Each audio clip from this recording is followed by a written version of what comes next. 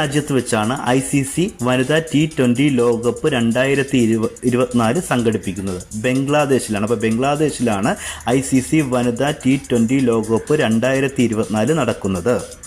നക്ഷത്ര സഭ എന്ന പേരിൽ ഇന്ത്യയിലെ ആദ്യത്തെ ആസ്ട്രോ ടൂറിസം ക്യാമ്പയിൻ ആരംഭിച്ച സംസ്ഥാനം ഏതാണെന്ന് ചോദിച്ചാൽ ഉത്തരാഖണ്ഡ്. അപ്പോൾ ഉത്തരാഖണ്ഡാണ് നക്ഷത്ര സഭ എന്ന പേരിൽ ഇന്ത്യയിലെ ആദ്യത്തെ ആസ്ട്രോ ടൂറിസം ക്യാമ്പയിൻ ആരംഭിച്ചത്. മിയാമി ഗ്രാൻഡ് പ്രിക്സ് 2024 ആരാണ് കന്നി വിജയം നേടിയത് എന്ന് ചോദിച്ചാൽ ലാൻഡോ നോറിസ് ആണ്. അപ്പോൾ ലാൻഡോ നോറിസ് ആണ് മിയാമി ഗ്രാൻഡ് പ്രിക്സ് 2024 കന്നി വിജയം നേടിയത്.